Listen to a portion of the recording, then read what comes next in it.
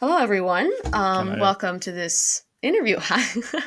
We're here with Jeremy Goard, who agreed to an interview with me. Um, Jeremy, tell us something about yourself and why you're here. I'm a longtime expat in South Korea. I'm originally from California. My hometown is in the mountains of Northern California. I've been in Korea since 2007.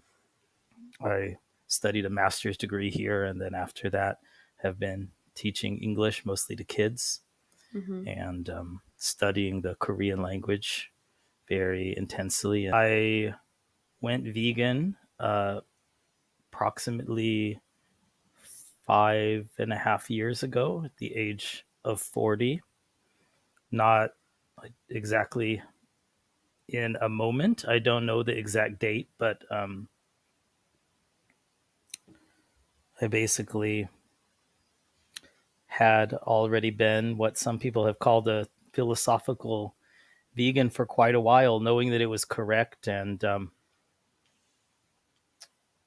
not speaking against vegans when I was asked, basically acknowledging that it was a way to do much more good in the world than I was doing and than most people were doing. But for whatever reason of psychological motivation, hadn't done it until I hit, what gets called midlife. So Hmm. the cliche is to say that I went through a midlife crisis where I decided to be a much better person and do what I had already known for more than a decade to be one of the best ways, if not the single best way, to become a better person and do the most good. So, you're here today to talk about philosophy. You have talked a lot about the cosmic skeptic situation in people's comment sections, kind of defending consequentialism in spite of the way that he has applied it. Yeah, what is your general stance on this? So in the wake of Alex O'Connor, Cosmic Skeptic's decision to go back to exploiting animals for food, one recurring phenomenon has been some prominent vegan advocates making casual reference to the fact that Alex had advocated a form of utilitarianism in a way that seemed generally dismissive of ethical utilitarianism as a whole, Hmm. and with the implication that that was the reason why Alex was led down the wrong path. And if he had been led into veganism through what's called a deontological ethical theory, that he would have been properly insulated against the corrupting, pernicious forces of utilitarian philosophy that Hmm. was bound to make a vegan into an ex-vegan. I think that really couldn't be further from the truth. Hmm. And in fact, there are very many utilitarians and other consequentialists in the history of the vegan movement playing very important roles in the movement today. With respect to Alex, three things struck me about some of the criticism, some of the comments about Okay, before utilitarianism before we from continue about the from people's comments YouTubers. about it, Mhm. could we first define what is consequentialism or utilitarianism and the opposite, deontology, as well? Okay, so it would take some time to get into all of the divisions, the major divisions within Hmm. consequentialism. But the core definition of consequentialism, it can be understood by starting off thinking about the normative or ethical concept of what a better or worse world is. Consequentialism is an ethical philosophy that says there's no disjunction between what makes a person's action morally right or morally wrong, morally better or morally worse, and the question of whether it brings about a better world or a worse world. This could be in terms of the actual ultimate result of someone's actions, but it's much more often understood in terms of the moral agents prediction about what kind of effect in the world their action is going to cause. So if someone has this probabilistic estimate of what sorts of consequence in the world might result from their action, then that's going to cash out directly in a moral judgment of how good or bad that action was. So this is distinguished generally from um, its main rival set of ethical theories called deontology, which put various side constraints on moral actions.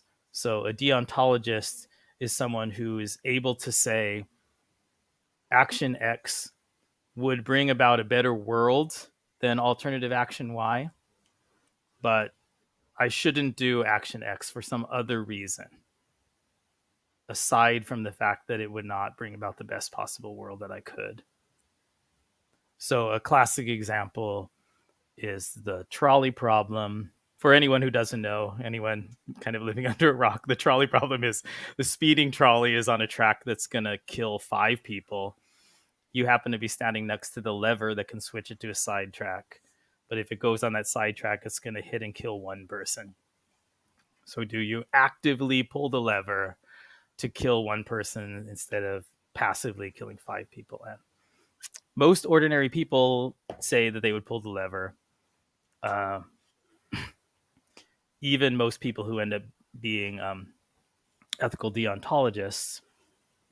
And then there are different variations of the trolley problem, which bring more people to the deontology side. Mm-hmm. The probably the strongest version where most people take the deontologist side is the surgeon who has a perfectly healthy patient come in and realizes that they're a compatible donor for 5 people who will die without a transplant. And the surgeon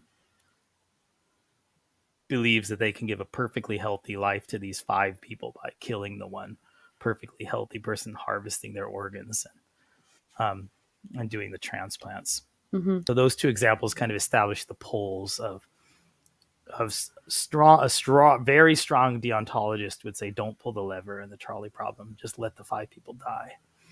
And then a very strong consequentialist would say, actually, if the thought experiment, if all the supposed factors were really true, the surgeon would be a morally better act to kill the healthy person and perform the 5 transplants.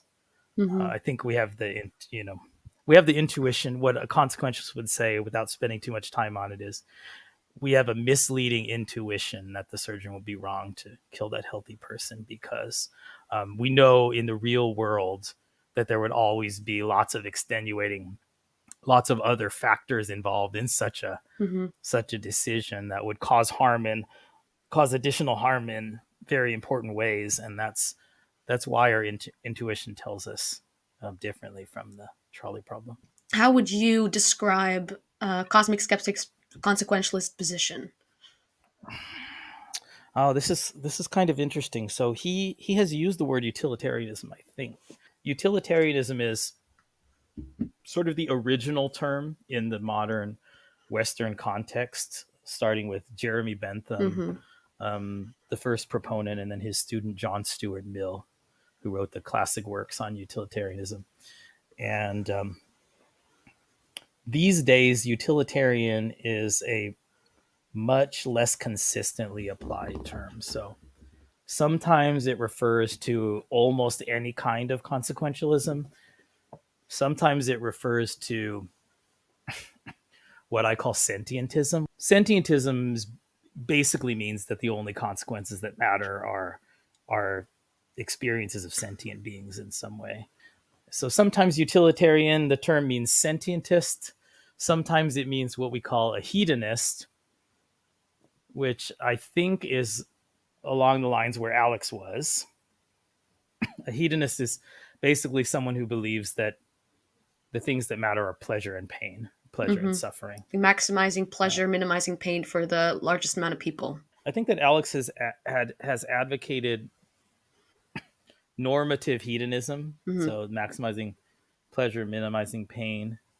as his explanation. But there are a couple of peculiarities. One of them, especially in the interview with Peter Singer, is that Alex was also advocating something called psychological egoism or psychological hedonism, Mm-hmm. which is different from an ethical hedonism because it's a description of people's actual motivations Mm-hmm. instead of just an account of what's right and wrong. So in that interview, Alex was persistently trying to argue that people are exclusively motivated by an attempt to maximize their own pleasure. Mm-hmm. And this is very curious because it seems completely incompatible with utilitarianism in general and with ethical veganism of any sort, because we are, after all, trying to convince people to think about others as ends in themselves, or at least for the utilitarian to think of the suffering of others directly as a direct good, Mm-hmm. not as instrumental to our own. I have a feeling that what he's doing is fairly typical of trying to promote, trying to develop a grand theory that makes the answer simple. Mm-hmm. Okay. And when you have that motivation too strongly, it can lead you to overgeneralizations, to not paying appropriate attention to strong counterexamples, and ultimately to equivocation on terms. So, what Alex was doing with pleasure is something I think a lot of philosophical hedonists do when they try to argue that people are only motivated by their own pleasure or their own self-interest. Is they Although I'm a consequentialist, I'm very much not a psychological hedonist, and not even an ethical hedonist. I think that there are many kinds of consequences that are larger experiences than pleasure and pain, that are very relevant to the quality of life Mm-hmm. of at least the more complex animals. I think Yeah. you get down to a low enough level, you might be at the point where only avoiding pain matters, or some very, very basic form of pleasure in addition to avoiding the pain. But once you get to the level of vertebrates and the more cognitively complex invertebrates like octopus, I think there are there are criteria of a life bigger than pleasure and pain that ought to be maximized or minimized. Once again, the main distinction between consequentialism and deontology is that deontology has side constraints. Mm-hmm. It's characterized by saying there are some sets of actions that one could reasonably believe would make the world a better place, but it's still wrong to do them. Mm-hmm. So common reasons are: you promised that you wouldn't do it. You promised that you wouldn't do something, and so you shouldn't do it, even if in the moment you realize that it would make the world a better place. Not because of some instrumental reason, like you want to be a person whose promises get trusted, because that can fit into consequentialism. Mm-hmm. But if you say, just because it's a promise, just for that reason alone, I should not do something that would make the world a better place for sentient beings because I promised not to do it. Mm-hmm. But what would you think about threshold deontology? I've heard from other people who hold that position that that would kind of solve issues like that. Could you tell me more about So that? it's definitely true that most deontologists, certainly in practice, but in Mm-hmm. theory as well, are threshold deontologists. So they believe this means there's some point at which the difference in consequences gets so extreme that an action that would normally be considered to break some kind of side constraint. By the way, what I'm calling side constraints here, a large category of side constraints are what people ordinarily call rights. Ah, all So right. just Side to make constraints. that clear, most people who are inclined to a deontological ethic think that there's some cost that will be so extreme, or some benefit that will be so extreme that the normal rules can be broken in that case. So they might say you're not gonna pull the lever to kill one person to save five, but you would pull it to kill one person to save 1,000. My more fundamental objection to deontologists in practice, and this especially comes up in specific contexts such as vegan advocacy, is that they very regularly switch to consequentialist arguments in order to deal with strong counterexamples. Hmm. And in the case of veganism, that's crop deaths, road deaths, construction deaths. Those are all, I believe, morally understandable, morally acceptable, at least now, at least for the time being, as Hmm. almost everybody does, almost every vegan does. But the reasons why they're justified are the good reasons, are all consequentialist reasons. So when I hear a vegan activist advocate uh, debating a carnist, and the vegan is saying that non-human animals have these inviolable rights to life, to not be killed or exploited for our food desires. And then the carnist brings up crop deaths. You know what the most common response is. It's that farmed animals require many more crops than are required to feed humans directly, but that's a consequentialist argument. It's not, Hmm. and it's not only the fact that we are minimizing the harm relative to a carnist. Um, it's also that our trade-off, the trade-off that we face, involves enormous costs and uncertainty to try to do anything about crop deaths, Hmm. weighed against probably a much smaller and also more uncertain benefit in terms of animal suffering and death. Because, number one, as far as we know, those animals are living a more or less natural life until a very short time before they suffer quickly and die. Hmm.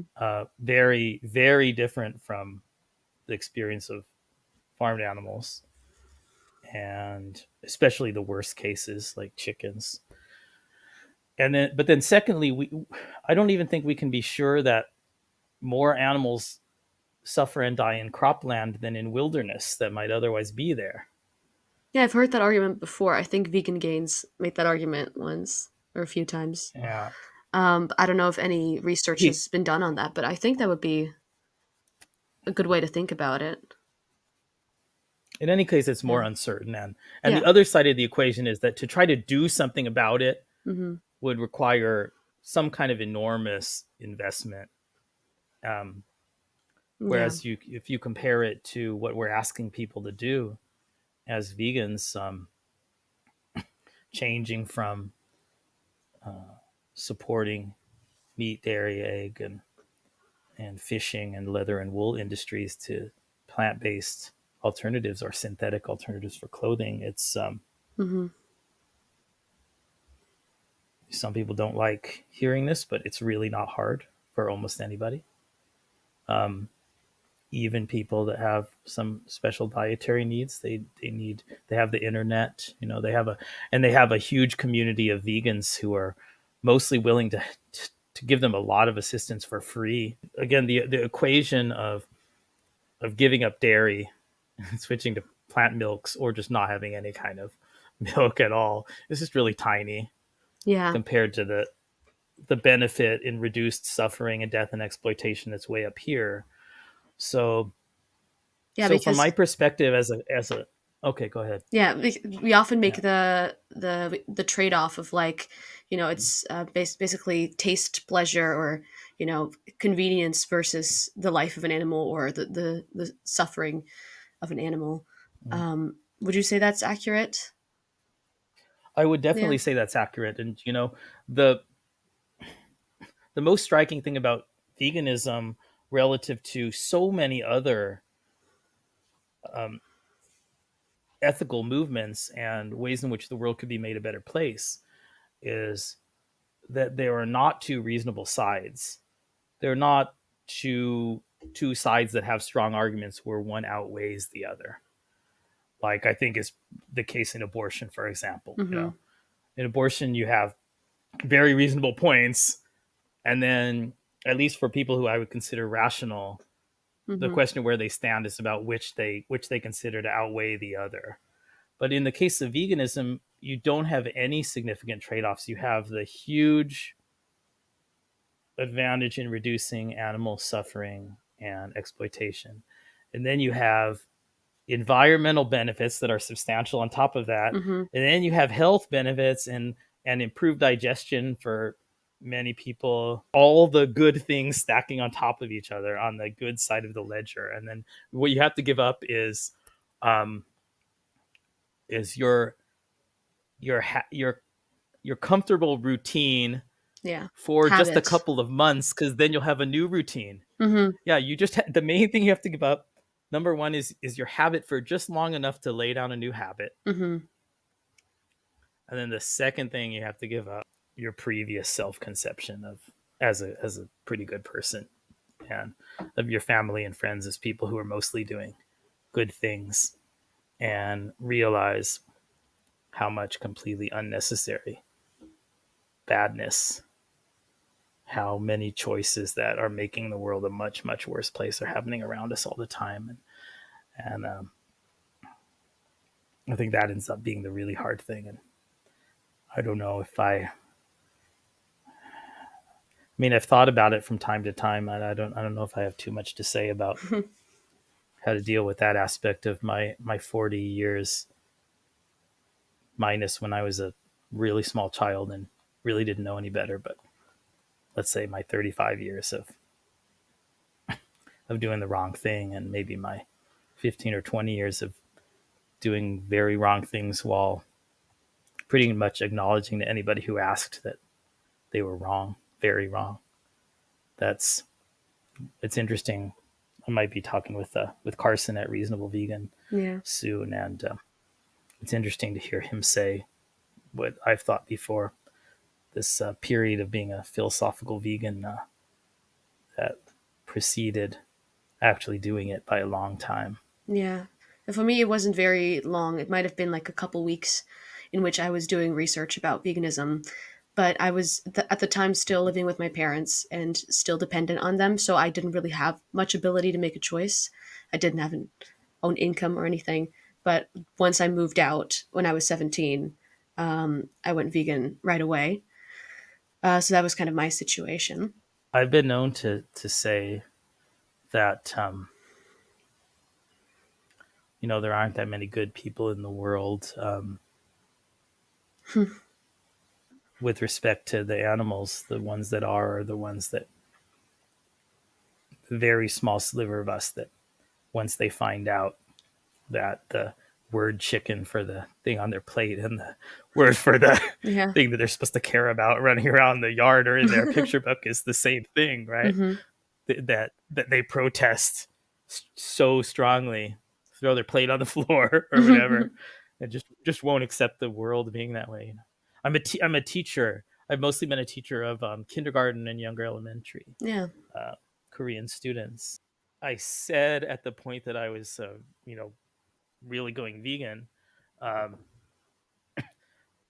at some point, this thing clicked in my head that one day I'm going to be the adult that's around that kind of person, that child who responds to that realization in that way, which is the only sane way, Hmm. right? And as a teacher or whatever other capacity, maybe my nieces and nephews, or maybe my child someday. And and there's no way I want to be the person that says, you know, don't you understand the world is doesn't think like you. You're the one that's weird, Yeah. right? Yeah, because I Right. think most children have that, that level of empathy towards animals. And it's kind of, they grow out of it because society tells them to, I think. It's Yeah. it's really hard to think about how that conditioning works. But I should say, bringing this back to utilitarianism. Yeah. Okay, I'll talk about Jeremy Bentham a little bit here. Okay, Okay. because this is a guy who looked into the future. Hmm. Bentham and his utilitarianism was like a magic time machine to see what we would think was either ethically obvious or generally a very good thing that people in his time did not. Mm-hmm. And it's not just one or two things. It's not only that he said about animals, the question isn't whether they can reason or do philosophy or whatever, but whether they can suffer. Mm-hmm. That's very famous, a very famous progenitor of veganism, but that doesn't even begin to exhaust what Jeremy Bentham was. He was a legal reformer who was very interested and very effective in prison reform. So he was talking about prisons not um, inflicting any suffering beyond what was necessary for deterrence of future crime. Mm-hmm. He was opposed to corporal punishment of children. He was very strongly in favor of women's independence and suffrage Yeah, as was in the John mid Stuart Mill. in the mid 1700s. Yeah, Yeah. yeah. He wrote an essay on homosexuality, which he couldn't get published. That just sounds like a common good non-homophobic person's opinions today, Wow. meaning far more progressive than the common person's opinions 40 or 50 years ago. When I think about utilitarianism, I think about it predicting what comes to be taken for granted in the future as just our ethical common sense. Yeah. I think we should talk about animal rights a bit, and maybe on Alex O'Connor's position on that and your position on that. Um, Yeah. yeah. So all you had to do was say the word rights, because Yeah. that's the first thing I wanted to talk about. um, Side constraints. so just mu- much as deontologists have their Yeah. threshold deontology, um, consequentialists talk about something called deontic fiction, Mm-hmm. um, usually with respect to rights or something like that. And what that means is that we have no problem using the concept of rights as a heuristic for making everyday decisions. We fully realize that it's not practical to go around trying to calculate all of the possible harms and benefits of all the actions you could possibly do as you're Mm-hmm. living your life. So you need rules of thumb, and these things that are called rights, they usually seem to be pretty good rules of thumb. So Yeah. what the consequentialist is really objecting to is rights as a fundamental aspect of moral reality that can't be cashed out in consequences. But we Mm-hmm. don't have a problem with rights as a shorthand for you know for for general predictions about consequences. I mean, one of Bentham's classic examples is, it's not Mm-hmm. good to go up and kick somebody. And he says, basically because we know that almost always the pain of getting kicked is significantly greater than whatever benefit the kicker would get out of it. And Mm-hmm. and we also don't want to live in a world where we have to worry about getting kicked wherever we go Yeah. and things like that. And that worry is a harm. And so if somebody wants to summarize that as you don't have any right to go and kick a stranger for no reason, go ahead and summarize it that way. Mm-hmm. I still think it cashes out in uh, facts about cost benefit analysis Yeah. of harms and pleasures. But in my daily life, yeah, or when I'm talking to a little child and teaching them, say, you didn't have a right to do that. Mm-hmm. Sure, I talk that way. Pretty much all of us talk that way. Yeah. So Okay. that a lot of times, yeah, critics seem to think that we're just going to object to any use of the word rights in any kind of activism or any kind of conversation. That's just typically not the case. But then Yeah. I'm sure you're thinking of something else with Alex, which is the very strange video where it was titled "Do Animals Have Rights or Animals Don't Have Rights?" And in that video, he seemed to advocate a deontological standard for humans alone, where human rights was a concept he held, but then when it Yeah. came to animals, he switched gears. I'm not entirely sure because I think also heard him say that he just doesn't believe in rights generally, also not for humans. Although it depends on what kind of concept of rights he's talking about. Because you have, I Mm, guess, the idea of natural rights, the idea of legal rights, the idea of personal rights. mm. So it depends on what he was referring to. But I think he might consistently apply that idea. I remember that in that video, Yeah. he gave crop deaths as an Mm-hmm. example, and he said we wouldn't accept it if humans were killed as collateral damage in something like crop deaths. We would consider that a rights violation, and we would reject it. Mm-hmm. But because we accept crop deaths for non-human animals, that illustrates, through a sort of shared moral intuition that people with that intuition don't believe that animals have rights. um, I mean, if rights means inviolable Mm-hmm. right, then I think, like I said before, crop deaths is a good argument against that sort of deontology. Um, but the reason I remember that so much is that several people, I know David Rams.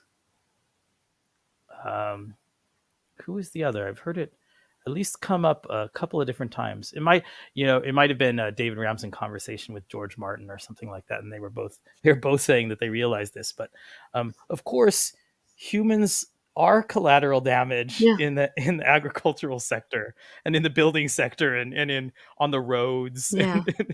everywhere. There's a certain amount of death and injury that's calculated to be an acceptable trade-off for the benefits that are gained. You know, Yeah. so it doesn't make any sense at all that if that's an argument that animals don't have rights, then you have to say that humans don't have rights in any endeavor where the acceptable standard of harm is more than zero. That just doesn't make any sense. There's a trade-off in everything. That's my consequentialist reaction. The difference between crop deaths and drinking dairy milk is not categorical. It's not one of kind. Mm-hmm. It's one of ratio. And everything seems to fall out from it being a matter of ratios. This tiny benefit, because it's not the benefit of the calories and nutrition in the dairy Mm-hmm. milk versus nothing. It's the benefit of the dairy milk versus Mm-hmm. alternatives, which are actually also Yeah. healthier. So the the benefit is ultimately minuscule Yeah. or negative, and then the suffering is large. Whereas in crop deaths, you know, the benefit of us having any food at all to eat to feed the human population is large, and and then the cost is much lower. So Yeah. to me, everything falls out of those ratios. I don't think it's well categorized in terms of animals having an absolute right to life, and then what do? You make up, I say magic words a lot because it seems like Hmm.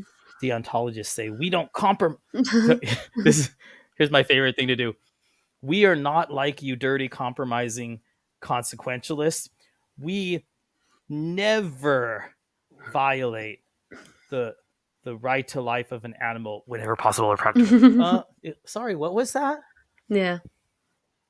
I said, you utilitarian scum, Yeah. that we under no circumstance violate rights whenever possible or practical. What are those Hmm. words? Yeah. So you're, They're the words in the vegan yeah. society definition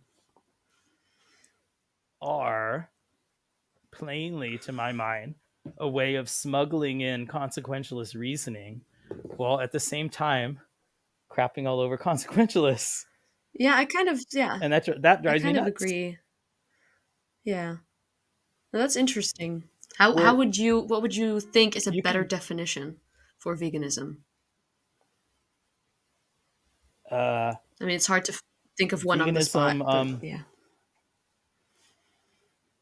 this comes close to just saying sentientism. Hmm. I think they might be the same concept. So I would define veganism as all sentient creatures ought to have their well-being, positive and negative aspects of Hmm. well-being, um, included in the moral calculation in proportion to their degree of sentience and the degree Hmm. of positive and negative states that they're capable of experiencing. So, Hmm. um, insofar as that, I mean, that's anti-speciest insofar as it means that we shouldn't come up with arbitrary self-serving distinctions between animals that have the same level of sentience like dogs and Yeah. pigs. But you know it's admittedly speciest in the sense that I definitely don't think a single ant has the same moral value as a single chicken. Yeah. And in fact, I don't think even people who say that they believe that actually believe that for a second. I think they're lying to me and lying to Hmm. themselves. I think that's absurd, um, and not actually sincerely held. Um, Hmm. but so I would say that what it means to be vegan is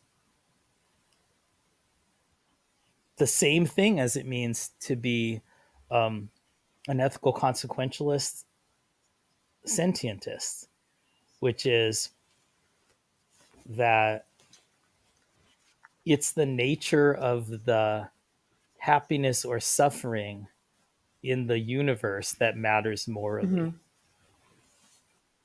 not the fact that the species of the being is the same as my species. So that's the overall definition of veganism. The aspirational goal of veganism Hmm. is including all the morally weighted experience of all sentient Hmm. creatures. Some people, I think they may be more on the deontology side, uh, like to say veganism is the moral baseline, by which they mean personally excluding all forms of consumption of animal products down to very small examples, double checking the labels Hmm. for for I can't remember the food coloring that comes from an insect that's very Oh, right. common. Yeah. Carmine, Hmm. okay, yeah, or, or gelatin or something like that, um, milk powder. And so that's your moral Hmm. baseline. That's what you like got to do to be like even in the decent person category. And then after that, you can start talking about the activism that you're going to do and Hmm. how you're going to reduce animal exploitation outside of yourself. And I think it naturally follows from consequentialism that the public face, this the spreading of the word, starts to come into the Mm-hmm. priority ranking, well above the sort of marginal personal aspects of vegan life. So it's much more important to be outspoken about your veganism and create a positive example, and show people and tell people about the suffering of pigs and chickens and fish than it is to make sure you triple check every label so that you never Mm-hmm. ever eat any small amount of gelatin in some Mm-hmm. prepared food. I'm not saying don't do that. I in fact do that. Check labels, Mm-hmm. but to me it comes down to the effect on the animals, right? The size of the effect on the animals right now. If a vegan is lax in checking labels and sometimes having a snack with milk powder in it, uh, that's not going to escalate. Mm-hmm. It's not going to grow exponentially or anything like that, right? If you successfully make, two, three, five more vegans, Yeah. they're going to probably make more vegans, and the potential for that to grow is so important that not doing it because you're shy or because you want to do other things with your time. I'm not Mm-hmm. saying, I don't have any other hobbies that Mm-hmm. aren't about veganism or ethics all the Mm-hmm. time, but just in the rankings, um, I think that's much more True. important than Yeah. how careful you are about the very marginal, tiny amounts of animal products. So You so when know, it comes to the and the and Alex O'Connor situation, are you in the same camp as Jack Hancock in saying that he could still be a very effective animal advocate in the animal movement? yeah, I think Jack. He seems pretty disappointed, but he's following through with his Mm-hmm. principles, and he's thinking, is this does this guy's presence on the scene have a positive valence or a negative one? And so far, that he hasn't really done any anti-vegan messaging. Um, I can see some case for that optimism, although maybe some of these guys just respect Alex's kind of intellect and intellectual integrity a bit more than I do. I'm not really knocking Mm-hmm. him, but I just haven't seen anything that really impressed me beyond his sort of charm and his good stage presence. It's that's kind of the I think, problem that a lot of vegans have with the idea of consequentialism, that it would lead to things like that, or to as like welfareism, as in the case of Alex O'Connor. utilitarians, consequentialists are holding a very high Mm-hmm. standard, and that's why what Alex is doing is not representative of what this kind of ethical theory says. Because sure, consequentialism, maybe some deontologist might say, meatless Mondays, you're just the same. You're just the same as somebody who ate meat every day. And the consequentialist is going to say, no, that's better. Mm-hmm. You're better.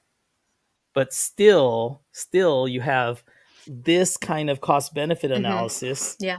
Here's the cost to you on Tuesday, and here's the benefit. And you have that on Wednesday and Thursday and Friday, Saturday, Sunday. You still have that sitting there all the other days of the week. Mm-hmm. This low hanging moral fruit where you could do Yeah. much more good for the world on every day. And if you're just gonna leave it there, that's still something that really has to be criticized. So sure, reduction is Mm-hmm. better, but there's still the immense good Yeah. to do. And then the point where I think people are justified in no longer doing more is where the cost and benefits start to get kind of close. Mm-hmm. And there is some point between, you know between eating pork chops and trying to avoid all crop Mm-hmm. deaths where it Mm-hmm. crosses. And I think Alex is doing something where, I don't know what it's like to have the health problems that he has, let alone the psychological problems that he won't clarify. Mm-hmm. But I I have some idea of the resources and the context that he Mm-hmm. has, and the fact that he didn't take any basic steps to try to make the cost to him of staying vegan lower by consulting experts who would help him for free. Mm-hmm. You know, Yeah. and also his priorities. He couldn't give up his public speaking for a little while to go to some kind of rehab Yeah. No, where he's going to work on all of his issues while not eating yeah. animals. That to me makes it you seem know like he doesn't want to be vegan, because if he would want to, he would make that effort, right? right. And I think why, And I got to admit yeah. also, I'm sorry, And but I think why a lot of vegans have been critical of his ideas is because he seems to only be against the suffering that happens in animal agriculture, specifically in factory farming, to an extent that if that suffering would be eliminated, that breeding and killing those animals would still be okay. yeah. So it's interesting. Mm-hmm. So sometimes in the context of a philosophical paper, um, the issue of whether an animal or even a human Mm-hmm. is deliberately brought into existence given a very happy, positive, utility Net filled life, and positive then life. Yeah. net positive life, and then killed Mm-hmm. suddenly. Either just killed suddenly, like, and then that's it, or killed suddenly and exploited in some Mm-hmm. way. Uh, Philosophers will argue that that's still a net gain for the world, and I would accept that conclusion too. Absolutely, none of the philosophers who are making that argument are thinking about the current state of factory farms, and then you just add in that the moment of killing is for the pig, say, is faster and more Mm-hmm. immediate, and everything else is the same, because all of those people know very well that tons of suffering takes place throughout the life of that pig before the Mm-hmm. moment of death at the slaughterhouse, right? So that's not what they're talking about. They're talking about they're talking about something like what animals experience at the best sanctuaries, the best rescue sanctuaries. And then they get just sort of surprised killed with no suffering.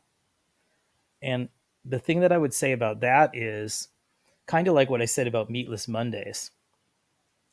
I would say that animal having had that life is better than it's never having existed, Mm-hmm.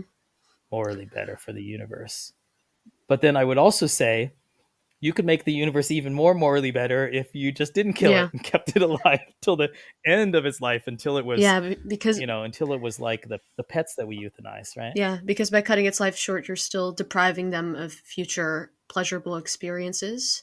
So in that case, as a consequentialist, Right. you could still make the argument to not kill an animal under those circumstances. Still, but I don't know Absolutely, why Alex absolutely. wouldn't do that. Saying that it's a Yeah. Yeah, saying that the premature painless death doesn't completely negate the net positive life is not saying that it's better than any other Mm-hmm. alternative that you would have, Yeah. right? I don't see what's so complex about understanding that. I just I want to also say I'm kind of sounding hard on Alex because I think he's made a wrong call Mm-hmm. here, but I wasn't anywhere close to vegan when I was 24 or whatever he is. Um, I had a lot of stupid ideas, and Yeah. I think there's a lot of maturity that I have now that I was lacking then. And I also know a lot of people his age who are more mature than I am now, and sort of more morally grounded. Yeah. So it's not only about age, but Yeah. I can see my younger self in him in some ways, the overconfidence and the poor way that he's handling sudden fame. Mhm. And so I do, well, I do heavily blame his decision and his action. And I'm also really annoyed by the way that so many people who haven't studied the philosophy very carefully are trashing a whole rich philosophy that's incredibly important to veganism, Mhm. because of this one young guy. Um, Yeah. I also I also really don't want to see him like get torn apart by wolves. I want to see him. I want to see him come back to the Yeah, no, fold. exactly. I want to see him figure stuff out, Yeah. and No, I personally I hope hold him this to a kind of high standard conversation will because, have a. he has held himself to a high standard before, and he knows better than to do this. Um, and in his statement in the video that he made, he did make clear that generally veganism is healthy and that people should probably be vegan if it is possible for them. But the underlying message of the video is that since it was inconvenient for him and he didn't say that he looked for any resources to improve his situation, that anyone else who has an inconvenience when being vegan, that they are justified in not being vegan. And that's kind of the problem with Yeah, that he also, message. that to me that's a problem with magic words. Hmm. It's a problem with he Alex himself has invoked the words possible and practicable, right? He said at least And he loves practicable. He said, practicable. Yeah. I'm not saying that it's impossible to be healthy on a vegan diet, or that many people aren't. I'm saying that it wasn't practicable for me. Mm, So he's invoked that word, yeah. and there's a lot of people who are taking that word to be a consequentialist's word, but I see it as a deontologist word. Hmm. I see it as one of the magic words that lets somebody pretend to be absolutist and then compromise when they need to compromise without really admitting that they're Hmm. compromising. What I think a good consequentialist would be saying, the way they'd be talking, but they'd be talking in terms of costs and Hmm. benefits.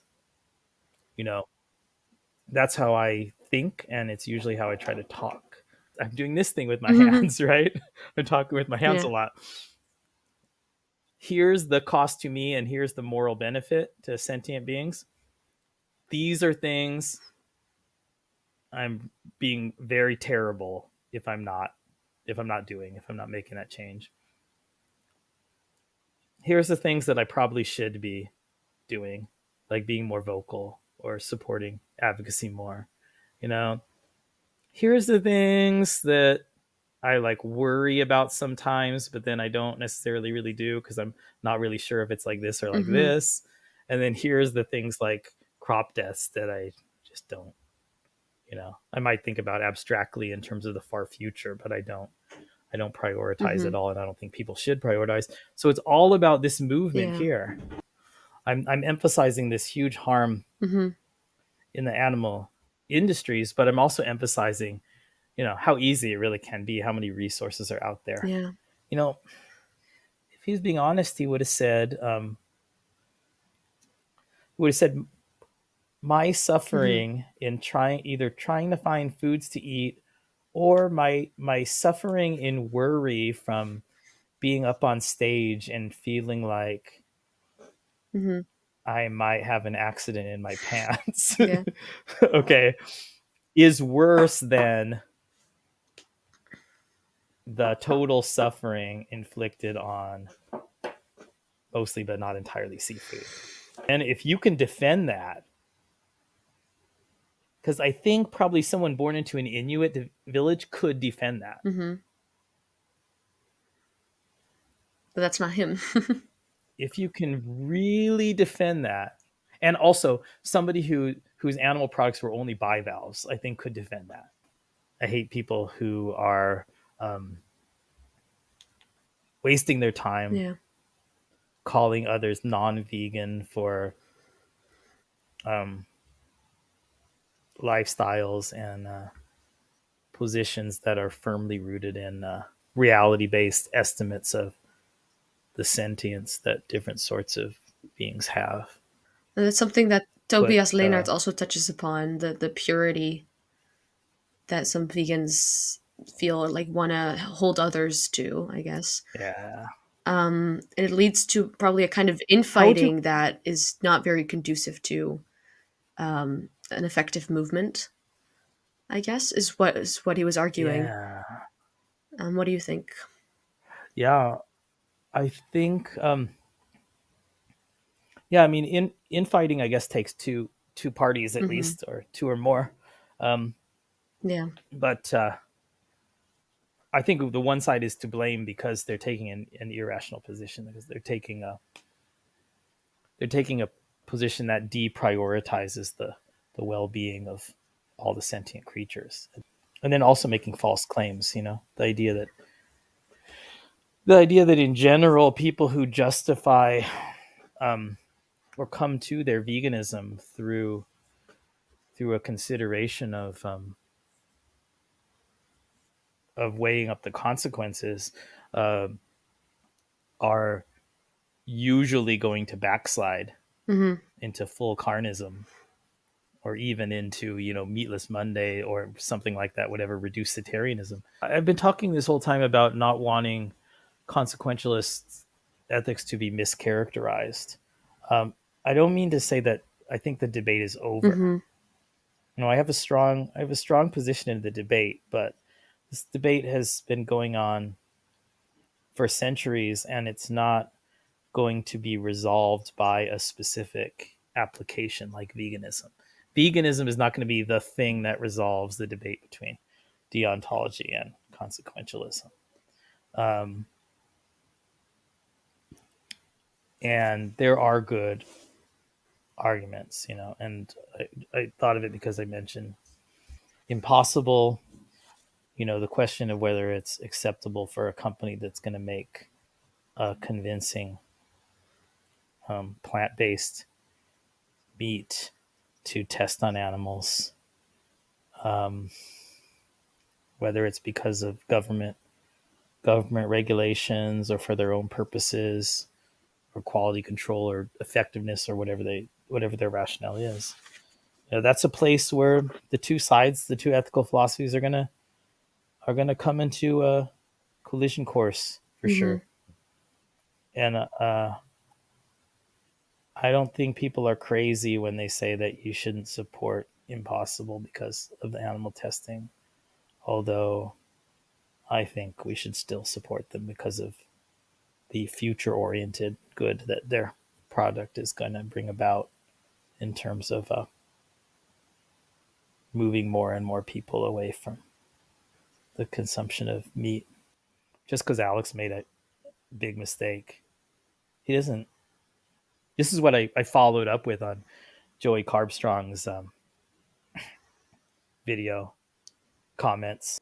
I said, "Nope, dude. Alex doesn't stand for anybody but Alex. Alex owns his own moral decisions, and he wasn't elected representative of utilitarians.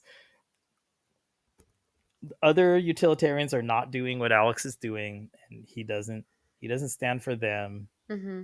He has to stand and fall in his own decisions." Yeah, no, I And agree. that's where I'm going to end on this situation. We all have to stand and fall on our own decisions. When I say that I hold this ethical theory, right? Hmm. I'm describing I'm describing what I think it means to be a better or worse person. Yeah. And that is orthogonal to how good or bad of a person I am. My theory can remain correct even if I were to become a much worse person.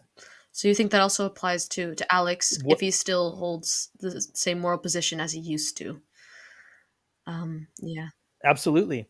If he consistently defends it with reasonable arguments, and he doesn't start making like very bad anti-vegan arguments or even bad vegan arguments. You know, I mean, it would make him a hypocrite, but I it guess, absolutely does apply. yeah, that's it. So I'm not sure. I mean, I guess that's one way that some people understand hypocrisy, but I think maybe hypocrisy is somebody a hypocrite if they give a reasonable description of what it means to be physically fit and then they themselves are really out of shape. Like an American football coach, they're often like really No. fat and out of shape, but they have Yeah. an idea of what training you need to have to be physically fit to be a quarterback or something like that. They're not hypocrites, right? No, but that is also not a moral claim. I don't know if there's Right. necessarily if that makes a difference, but personally, like intuitively, I feel that that makes a difference. I see. Yeah, I see where you're coming from. In terms of physical fitness, you could be a hypocrite, though, right? Because being a hypocrite would be like not just Mhm. saying this is what it means to be more or less physically fit, but saying like you suck because you're not getting physically fit, right? Hmm. When I'm also not doing it. Yeah. Most non-vegans in the world, most carnists in the world, they're not people who say they're not usually people who say, you know, I just don't really care enough about making the world a better place or being a better person. Um, Mhm. to go vegan, even though going vegan would be a very good thing to do. I just I'm just not motivated. I'm too bad of a person. That's not normally the kind of stand they take, right? Normally, Mhm. carnists are getting outraged all the time over a dog left in a hot car or Mhm. chained outside in the winter or a soccer player kicking a cat Yeah. and like getting so angry that they're issuing death threats and Mhm. there's still room for the vegan to say, look, your priorities are out of whack Yeah. because you are acting morally judgmental and you are acting as if it's important for us to make the world a better place and be better people and you are judging other people and you're judging them on things that are in terms of Mhm. the experience of sentient beings trivial in comparison to Mhm. the egg industry. And think about human political issues that are current these days that people get really passionate about on both sides that Mhm. I, as a consequentialist, would consider to be clearly trivial compared with the animal holocaust. You know, I think that's Mhm. it's not hard. It's not hard because actually any human any human issue is small compared with what's happening in factory farms. Yeah, true. If you take into account like the amount of animals that suffer and die every year, it is insane. It's more than I think almost all the humans that have existed ever, right? Yeah, that's right. If including fish Yeah, and sea including creatures. fish. Yeah, Yeah. I'm concerned about the question of whether uh, consequentialism or deontology makes it harder for people to actually go vegan in their life. And Mhm. a lot of times it's discussed as if consequentialism makes it harder for people to really go vegan because they're going to always have these baby Trade-offs. steps. They're always Yeah. going to have these meatless Monday ideas or whatever. Mhm. A lot of people are worried about the kind of consequentialist thinking leading to this sort of problem. Mhm. But I'm also worried about deontological thinking because deontology says, if you violate rights, you're a moral criminal. When you're a rapist, you don't stop being one. It never goes away. Mhm. It's a stain on your identity until you die, right? Mhm. You can serve whatever appropriate time in prison, but you don't stop being that black mark thing. Whereas Mhm. consequentialism is forward looking. Yeah. So it offers the possibility of saying, I don't like what I did before. I want to be a much better person. What can I look to to do more good in much more good in the world, to be a much better person from this point forward. It's always forward looking. It's not backward looking. I've got this Mm-hmm. weight of sins on my back that I have to atone for, Jacob Marley with his chains kind of thing. If people think about right and wrong, which I think a lot of people do, I think a lot of carnists do. I think I have family members who do. I think they firmly believe and need to believe that they don't do anything wrong, because they have this short Mm-hmm. list of things that would make them a wrongdoer that roughly correspond with committing a legal crime.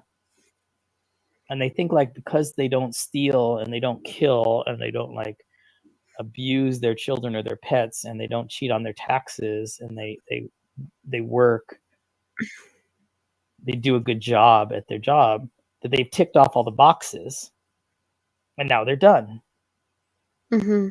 And they don't have the equipment to take something new in that says I might have been doing really horrible things. Yeah, Whereas it's like I an have, issue of identity. Like you can't see yourself as having been a bad person or being a bad person, yeah. I guess. Whereas It's when you're interesting. kind of consequentialist by nature, like I think I've always been, it's always a continuum. There's always infinity ahead and behind. Mm-hmm. You think about the best person in the world, they always could have done more. You think about the worst person in history, they always could have done worse. You Mm-hmm. know, and and so with that mindset, I've kind of always known that I could have been working harder, earning more, spending less on my hobbies, and donating more to charities because there's people starving in the world. That's sort of always been in my mind. Yeah. There's always more that we can do than we're doing.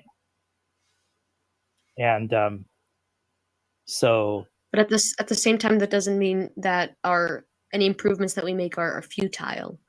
oh no, No, yeah, absolutely that's what you're not. saying. Yeah, Mm-hmm. yeah. The fact that the number line goes from negative infinity to positive infinity or whatever, Mm-hmm. it doesn't mean that six Yeah. isn't a bigger number than five. I mean, Mm-hmm. um, Yeah, but I can imagine that some people might feel that way when thinking about it that way. That's mm-hmm. I guess but when it comes to something that's both really new in most people's self-conception, like veganism, it's both really new and its Mm-hmm. moral weight is really large. And what we're entitled to claim logically, rationally, is that it's not just really large, it's the largest thing by far. And Yeah. we're going to introduce that into something self-conception and say, hey, this is not only a bad thing you've been doing, but it's not like a little additional thing to the other things that were part Mm-hmm. of your self-conception as a good person. It's like totally dwarfs all of the other things that you've been doing to make yourself feel like a good person in importance. um, Yeah.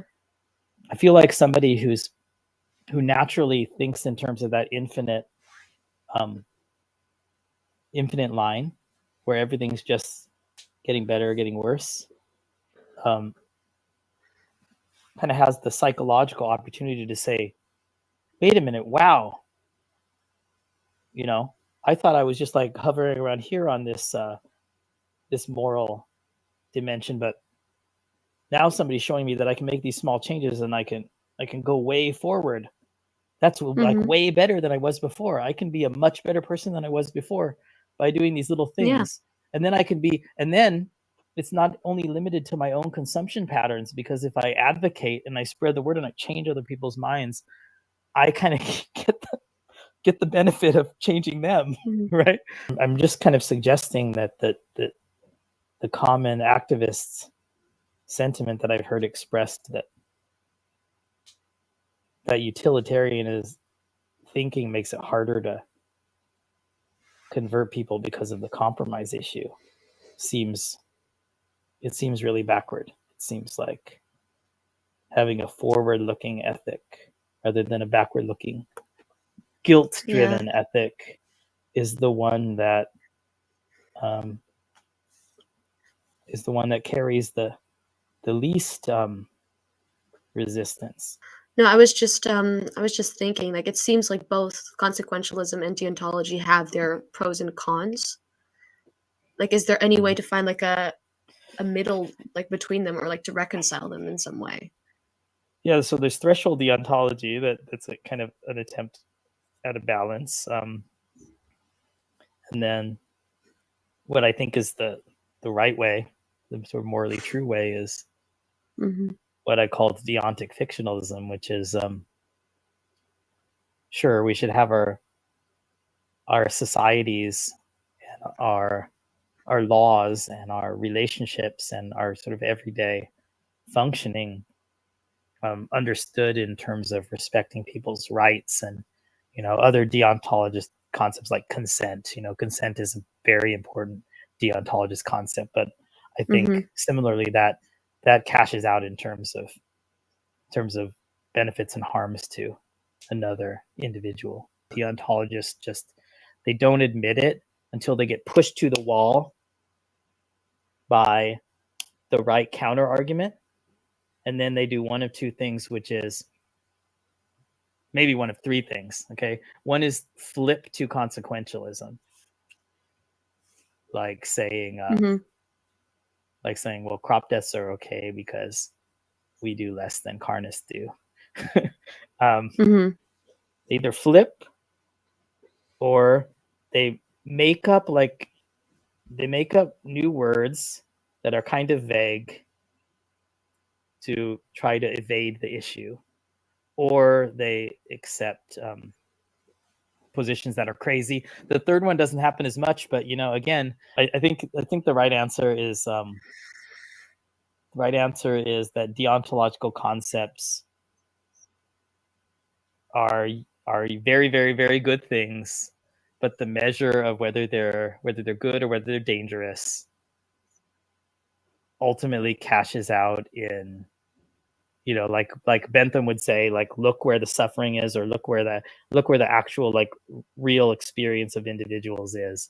So basically, what you're saying is that the concepts that we use in deontology, like rights and consent, they're useful concepts, but they're ultimately based in the trade-offs in pain and pleasure that we've already made, basically.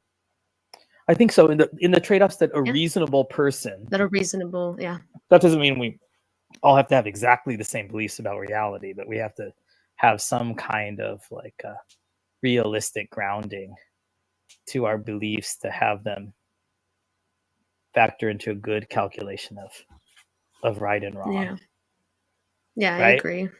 So I heard you talk about Alex, and I Yeah. wanted to ask you. I wanted to, I guess, ask Carson if I talked to him um, about your stance on the major players in the vegan movement, and their comments and Hmm. their reaction.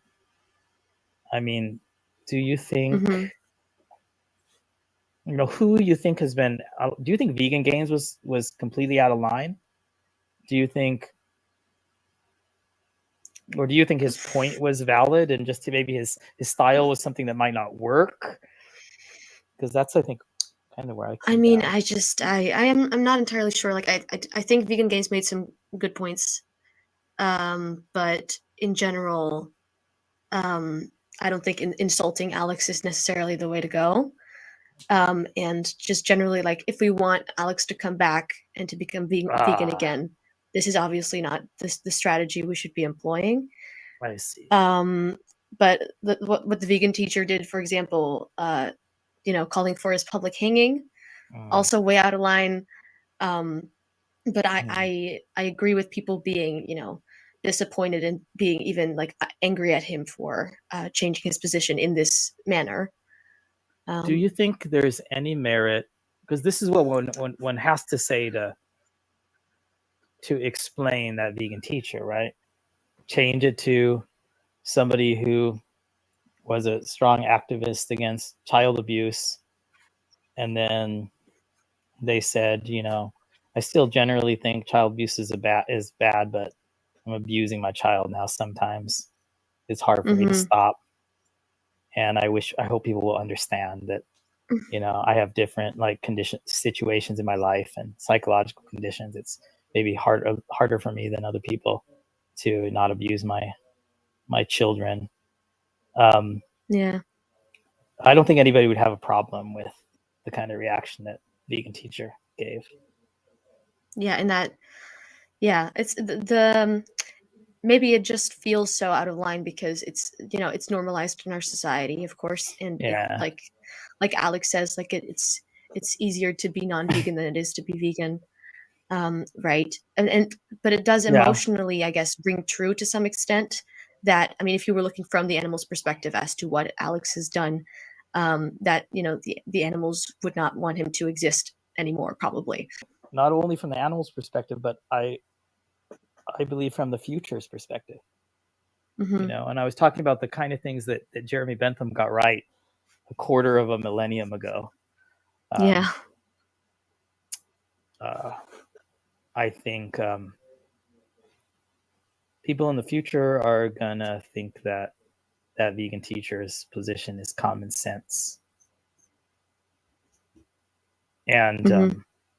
at least the world goes the right way. That's what, and they grow up never ever thinking that animals might be food. Then that's going to be the common sense position. If they look back and they have a record of what we're all saying, then hers is going to be the one that's common sense. I think we should recognize Hmm. our place in history a lot more and the Hmm. similarities that we bear to the rest of the arc of moral progress. I, Do you have any final uh, thoughts? in terms of these comments about utilitarianism, Hmm. that people should not try to look for scapegoats and not try to overgeneralize about standpoints Hmm.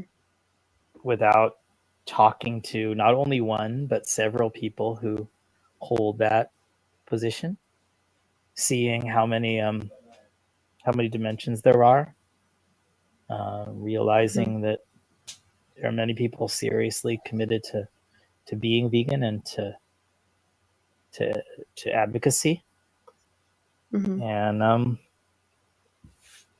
don't make these kind of overly broad statements about moral positions or practical stances that you Hmm. don't hold on the basis of a very small sample. At the end of the day, consequentialist ethics is an integral part of veganism through and through, Yeah. even if you don't agree with it. I just want to say that if this gets around to being heard by David Rams, Joey Carmstrong, I think maybe Aditya said something anti-consequentialist Hmm. at some point. Um, you guys you don't know what you're talking about, and you just really don't know the range of vegans who consider Hmm. themselves consequentialists out there. So just talk to more people and get people on who hold this viewpoint before you start trying to create divisions within the vegan movement. Yeah. 'Cause No, exactly. I hope that people get something out of what I'm what I'm talking about, because I